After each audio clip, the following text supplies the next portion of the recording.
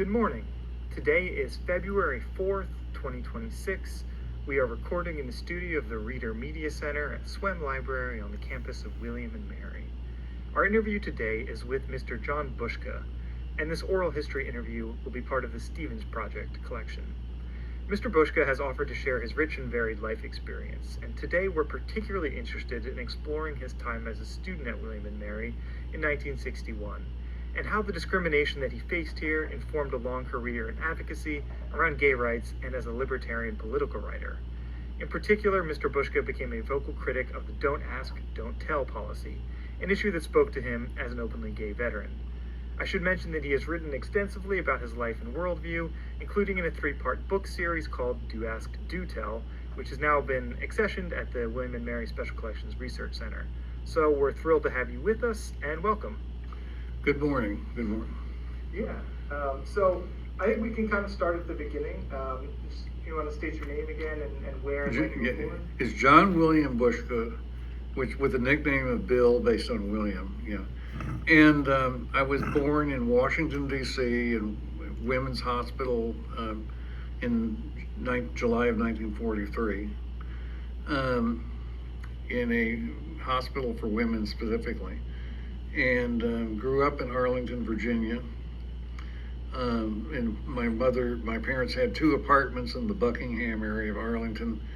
They bought a house in 1949, and we moved into that house in North Arlington, one block from the hospital, in early October of 1949, which is when I was in first grade. So I spent 12 years, my entire 12 years of public education in that house and in that environment, the public schools there, and then graduated from Washington Lee High School. The last year of my high school was kind of eventful. I was a member of the Science Honor Society. That's kind of where the story circle starts. And when I was a senior in high school, and I was initiated, quote unquote, into the Science Honor Society in my own basement in the house in December of 1960, just before we had a big snowstorm.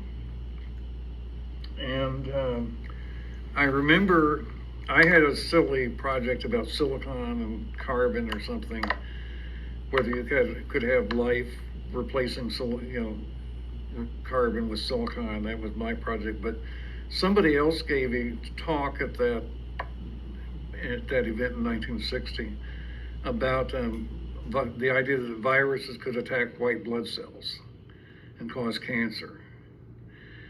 25 years later, we were in the middle of the HIV, the AIDS epidemic. I mean, this was another high school senior in the Science Honor Society. That was fair warning what was going to happen 25 years later. So one of the ironies in my life was that in the spring, I didn't date girls or anything, but some of the other people were starting to talk about it with me, dating girls and so forth. But I went on the Science Honor Society field trip over Memorial Day weekend to Mount Washington, New Hampshire, over in the summer of 1961.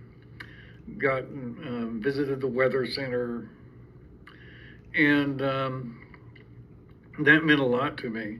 In the summer, I turned 18, and we went on a couple trips to the Midwest, and we came back. I actually took a note hand class in